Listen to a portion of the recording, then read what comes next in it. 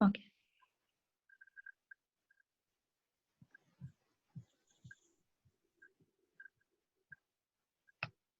Hi. Today, my group and I would like to talk about Amazon.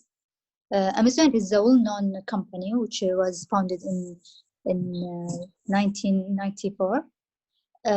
It's just started for selling books online, but after a period of time, the company expanded its activity to include the selling of large range of things. For example, electronics, furniture, food, and daily needs.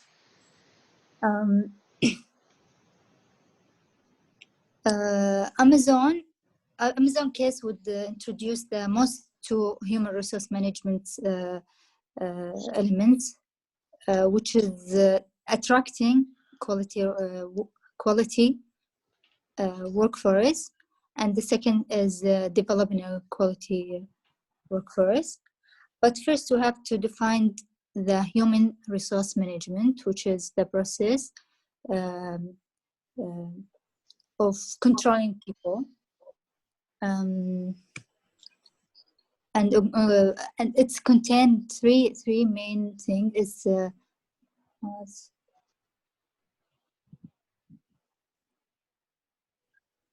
sorry.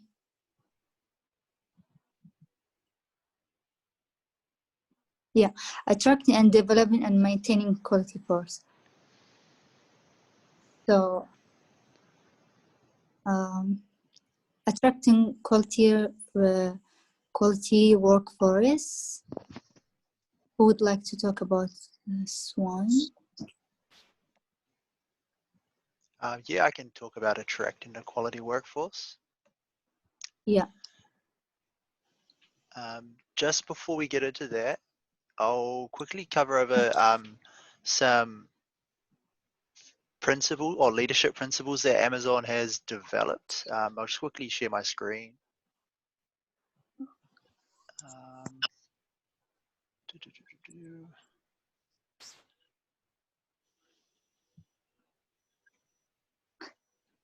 Okay, cool. You guys should be able to see that there. So listed as 14 leadership principles that Jeff Bezos and his management team have sort of developed, and they're an ongoing process since the beginning of Amazon, really. I think they perfectly lay out the foundations in which the two human resource management concepts sort of sit upon that we're going to talk about today. They use these leadership principles in everyday life of the company, discussing new ideas for projects or deciding the best approach to solving a problem. You can check these out and read more into them on the Amazon website. So yeah, the first human resource management sub-concept we'll talk about is attracting a quality workforce. There's a quote there, attracting a quality workforce. It's not easy to work here. When I interview people, I tell them you can work long, hard, or smart, but at Amazon, you can't choose 2 out of 3. So I think this sort of highlights their work ethic and the kind of people they want to hire. They need hard workers. A lot of their factory work is very demanding physically and mentally. You're doing long hours, a lot of lifting and moving things. There's no room for mistakes, so you don't want to be sending a customer the wrong package. That won't go down very well.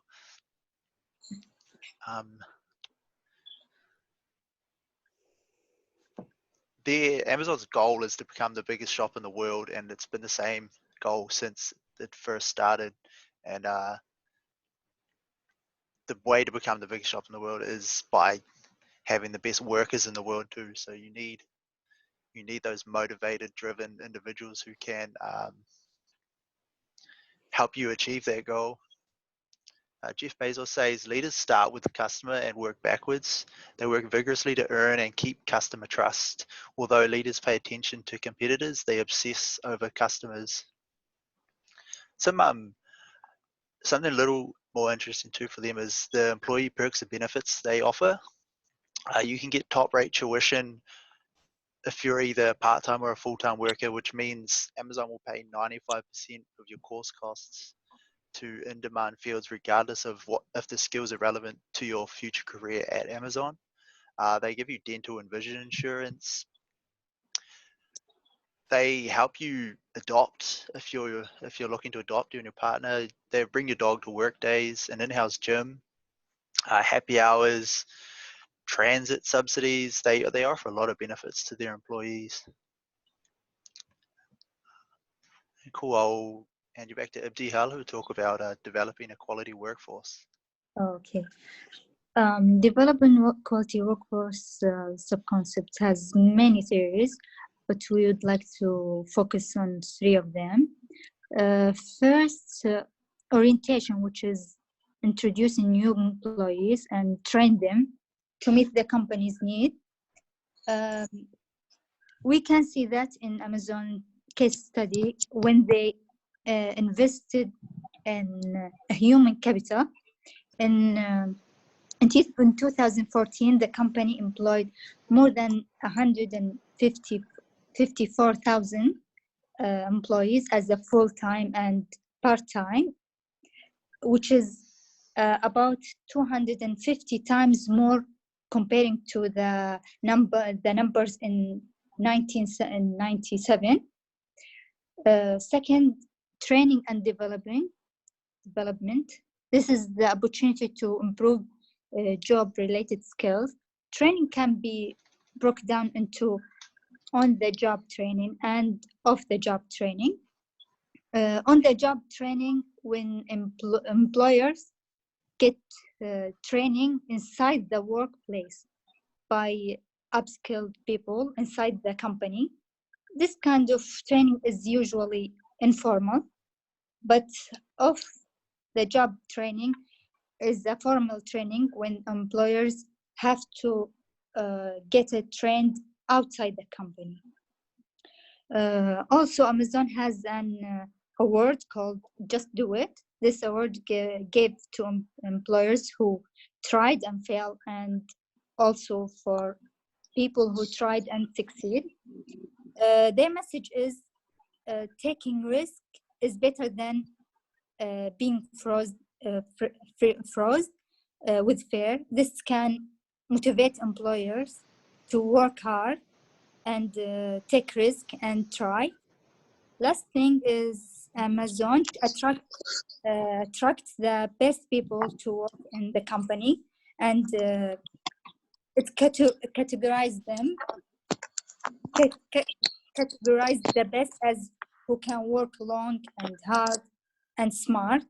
This is called elitism culture. Thank you. Okay, so we feel that it's appropriate to put the SWOT analysis in because it gives an overview of the HRM processes in the company. Because for Amazon's weaknesses, Amazon has been known to treat their workers harshly, and they have been in the news for it. So in the SWOT analysis, we see that half of their employees have suffered from depression since working at Amazon, and then this was widely reported in the press and affecting Amazon's reputation. And it's really clear to see from the SWOT analysis that Amazon is in a cutthroat business where competition is tough, and they have a lot of like stiff competition from Alibaba and anything, and then they have various business divisions competing in heavyweights, competing in industries dominated by heavyweights such as Google, Microsoft, Netflix, Hulu, HBO, etc. And then this will inevitably affects the employees because they will be forced to keep up with changes at a rapid pace, and then they will have to deal with a lot of competition and worrying whether they are doing a good job or not. And then HRM really has to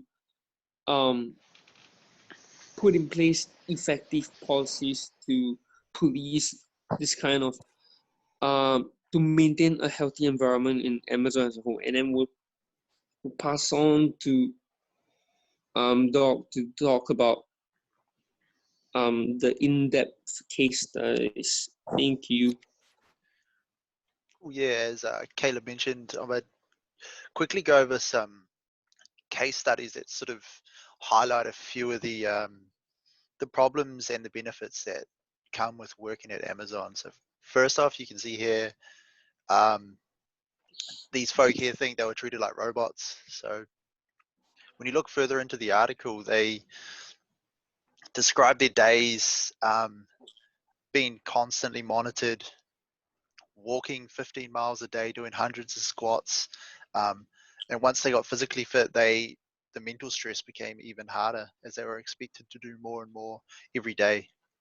You see there, it also alerted a manager if I had too many minutes of time off tasks. So you're expected to be off a task for 18 minutes per shift, which is not much of a break if you're working, say, 10 to 12 hours a day. Bathroom breaks, getting drinks, sort of food is all very limited, and you must, a lot of the time you spend that break walking. The big factor is to get to the lunchroom. There's constant grade of panic around. The isolation and monotony of the work left a lot of the workers feeling alone. So they didn't have much human interaction. They were just moving boxes, scanning items. And onto the second article that is much the same. The headline is how Amazon automatically tracks and fires warehouse workers for, quote, productivity. Critics say those workers at the fulfillment centers are working under strenuous conditions. They're pressed to make rate, which is a daily, hourly, monthly goals that are set by their managers. And if you don't meet these goals, there's a high chance you will get fired.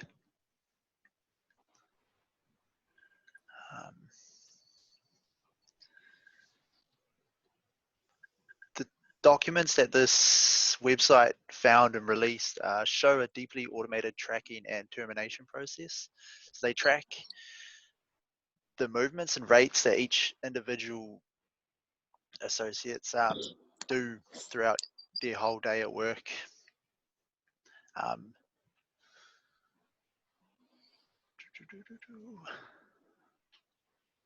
lot of the time this creates a disconnect. So all the managers are seen as numbers, and it looks good to them, but there's a person behind those numbers. You know, they have to work very physical demanding jobs just to meet these numbers, and it causes a lot of stress. These cases of people who are pregnant being fired, there's cases of people who had cancer and are fired, all because they couldn't meet their numbers. And then sort of that's the darker side, and then the lighter side, we go on to, I guess, the leadership side. So Jeff Bezos, an amazing leader, he's viewed very positively in the company. You know, everyone likes him. He's a lovable guy, and he's just 7 quick habits you can learn from him. So, the focus on customers, sort of practice frugality, make your own rules. You can see the slides. They're all very motivational sort of concepts you can practice if you're at the company.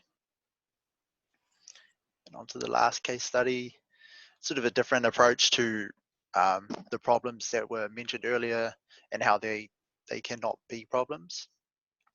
This article sort of details how the culture and the hiring procedures at the company, they go for the best. They want the hardest workers. So people who are complaining about doing long days, potentially not the right worker for the job, is kind of to sum up the article.